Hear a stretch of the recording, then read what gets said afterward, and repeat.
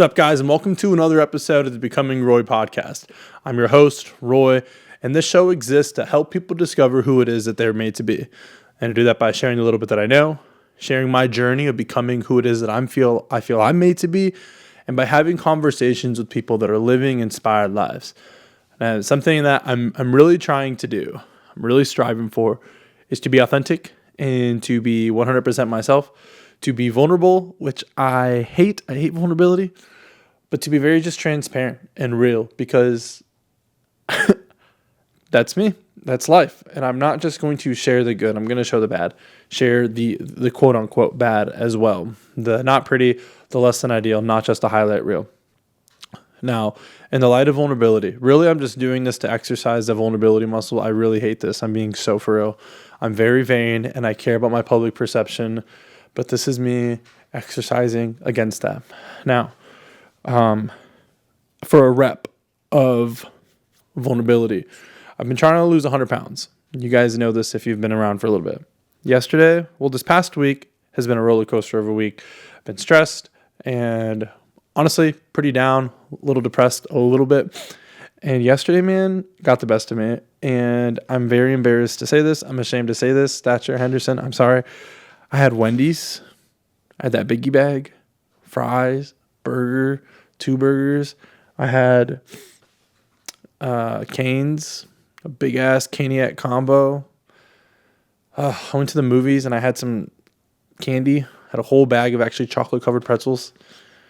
And I'm embarrassed. Not just embarrassed, I'm ashamed. It's me coping. It's not okay. It's just me being vulnerable. Now, today it is 4:12 and I am at 22,500 steps. And so I'm not doing nothing, but my lows are low and they get the best of me. That was simply a rep in vulnerability, sharing that. But today's episode, I have my computer here, so if you see me looking down, I'm just referencing some notes that I got. Okay, because I'm really striving to be an effective communicator. It's one of my goals in doing this. And today I'm going to be talking about confidence. I'm thankful to God that I'm not as insecure as I used to be. And I'm grateful to God that I actually feel confident for the most part. I mean, there are things that I'm not confident in, and there are things that I am insecure about. But for the most part, I feel pretty sure of myself and the things that I'm doing in the areas that I'm doing them. And in the light of vulnerability, I had a situation recently where my confidence was tested, where my self-worth. I could have been insecure. I faced rejection, quote unquote rejection in a way. And I was fine. I was fine. I was bummed. Part of the reason I've been a little bit bummed last week. And I was sad, whatever. But there was not a moment where I was like, what's wrong with me? There wasn't a moment where I was like, oh, did I do something wrong? And so I was just thinking about confidence. And what made me confident in the moment, what made me secure in who I am as a person. And I think there are 4 things. 4 things, picture them like 4 pillars or 4 sides and like a pyramid almost. And they apex to confidence. These 4 things. So I'm going to jump in. Okay. The first thing that I think that that you need to be confident is honesty.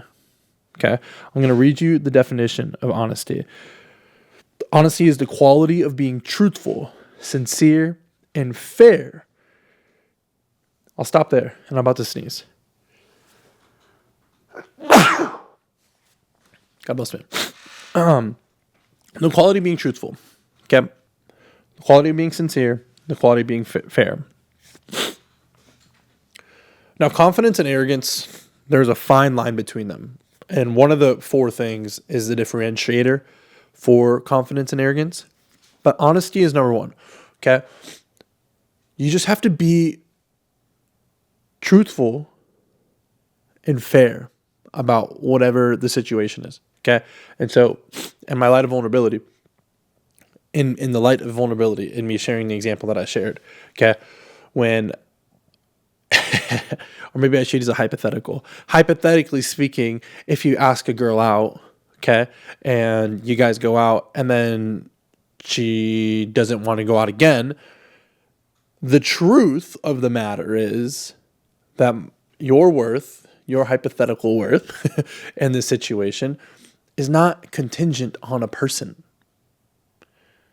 Just because someone doesn't sign you, a client doesn't go with you, just because you don't get picked up by the team that you're wanting to get picked up by, just because the person doesn't say yes to you, that is not a reflection of your inherent value. Okay? So in your hypothetical situation, if you went out with somebody and then they don't go out with you again, because they don't reflect your worth and value, you can have confidence. Boom. That's one side of this pyramid. I can have confidence that I fill in the blank. I am blank.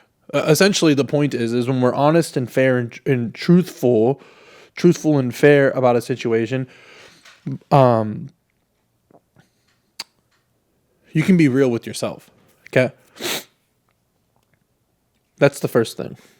I really hope I'm not forgetting something, but it's the point is holding on to truth. That's the point. When I can hold on to truth, mostly in the sense that other people don't dictate my worth and value because of truth, boom, you're good. So in the light of rejection, in the light of things not going your way, in the light of things not happening the way you'd like them to, I can hold on. You can hold on to, yeah, well, I still am a good basketball player. I still am a great videographer. I still am a great fill in the blank, whatever it is that you are. Okay? That's the first thing. The second thing that you need to be confident is humility. Okay? Now, humility is the thing that separates confidence and arrogance. Okay? Because arrogance, the definition of arrogance, is an offensive, overbearing sense of superiority or self-importance. Okay? It involves a high or inflated opinion of one's abilities, possessions, or status, which leads to contemptuous, haughty behavior towards others. That is arrogance. Okay? Now, humility's definition is the quality of having a modest, accurate view of one's own importance. A modest, accurate view of one's own accomplishments and abilities, free from arrogance. Okay? I was talking with a friend recently, and this wasn't their original thought, but humility is not thinking of, hold on, I wrote it down, is not thinking of yourself less. Hold on. My friend said that it's often described as thinking of yourself less, not less of yourself. It's just being mindful. It's just being thoughtful. Okay? And so when you're in a situation, okay, and you're being humbled. This happened to me the other week. Okay? A client reached out to me about some freelance work, and I said, "Hey, I am not a colorist. Don't ask me to color your videos. Send me that stuff color graded. I can do some basic exposures. I can touch the shadows and the highlights and different things. But if you want me to match 3 or 4 different cameras for you, I'm not your guy." Okay? And that gave me the ability, that humility, that honesty. See how they're kind of leaning on each other, like those two sides kind of lean on each other. That made me more confident in my pitch. That made me more confident in the package that I was offering, my editing package. I said, "Hey, I don't do these things." And because I was honest with myself and I had a modest, accurate view of my own abilities, I'm golden. And I'm confident in the price that I gave, and I'm confident in what I'm offering because I would just said, "Hey, I can't do that." And it's the best leaders that I have seen just know they're not good at certain things, and they bring people in to strengthen where they're weak or where their organization is weak. Okay? I hear some of you trying to run your own businesses, and you're like, "I'm going to do this, and I'm going to do this. I'm going to do the marketing, and I'm going to do the client communication, and I'm going to do the shooting, and I'm going to do the editing, and I'm going to do this, and this, and I'm going to have a $1 million year." And I'm like, good luck. Good luck. But for you to say these things, especially these lofty goals, confidently, You have to know, hey, I can't do this well, so let me get some help. Okay? So honesty, holding on to truth, humility, not just thinking less of yourself, but thinking of yourself less. Okay? That selfless position, I think, helps us to be confident. Okay? I'm going to keep going, keep trucking along. The next thing that you need to be confident is preparedness. You have to prepare. You have to prepare. You got to do your homework. You got to study up, and you have to know what you're doing. You know, I'm a freelance videographer for people that don't know. I mean, not just freelance videographer. I also am employed somewhere. And when I go and do video shoots, I've been doing a lot of weddings right now. It's wedding season. I feel so confident because I know how the camera works. All right. I know where to go to put that in the picture profile, to get the right exposure. I know what the native ISOs are. Like, if you don't know what I'm talking about, sure, that makes sense because these are things that my gear requires to know or my field is required to know. And I've prepared. I know it. You know, I get my wedding intake form and I know the schedule and I know the surprises that are going to come. And I don't have to wonder what's happening, what's going on next. What is this? What about what's that? I know how my audio gear works. I know that how the backup audio gear works. Like I know these things, and so it's just what I do. It's just what I do. And I'm prepared. And I think of basketball coaches. I think of actors, people in musicals that have remembered their lines. You know, you want to get to a point where you prepare so much that you don't have to think about what you're doing. You can actually just be present in the moment. You want to prepare so much that you don't need to think about what you're doing. You can just be present in the moment. That was one of my favorite things that I learned from an old friend in the church world. He was he was a worship. He wasn't really a worship leader from like the microphone, but he's the best drummer. The best drummer, I'm going to say, in the world. This guy was insane. And he was quoting some of his friends, and they said, you know, practice is the fuel for spontaneity.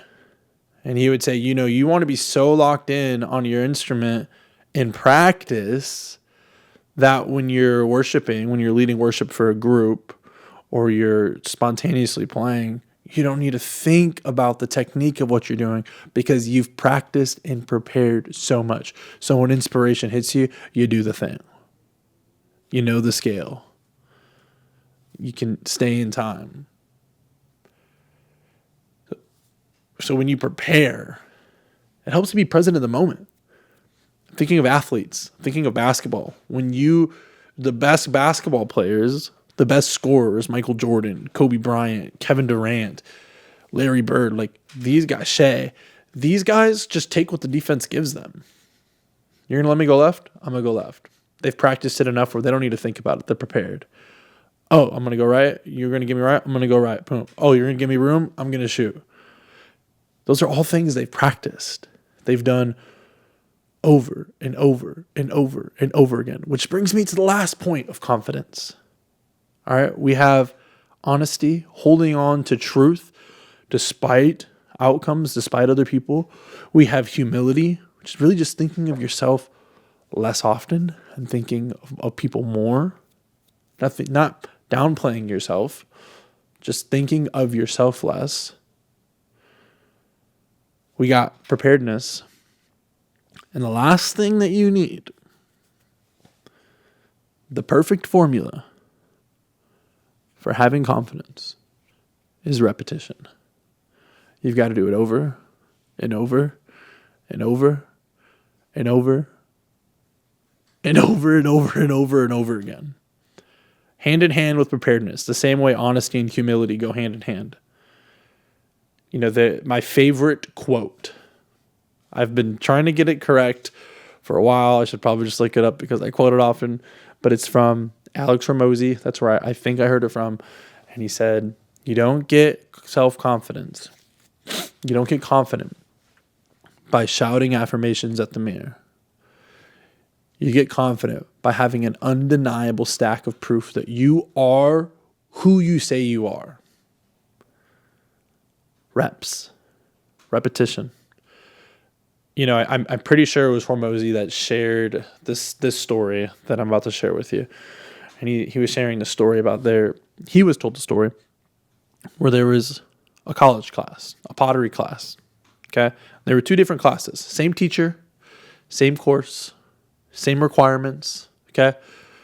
Same everything. Pottery 101, if you will. And for one class, the professor said, okay, guys, your passing grade is going to be if you can make one perfect pot at the end of the semester. That's the final. Your whole grade is contingent on you making one pot. That was the only requirement. You have to make one perfect one for the final beginning of the semester. Okay, boom. That's the first class. The second class, the professor said, your final grade is how many pots that you can make this semester. Doesn't matter how good they are. I mean, we want them to be good, but you're not being graded on the perfection of each pot. You're being graded on the amount of pots that you can make. Functional pots. You got to put some effort in, but they don't need to be perfect. You're being graded on quantity. So at the end of the semester, your passing grade is how many pots did you make? And they asked the question, who do you think made the better pot at the end of the semester? Was it the student that was only required to make one? Or was it the students who were required to make as many as they possibly could in the span of a semester? Of course, it's going to be the person with the reps.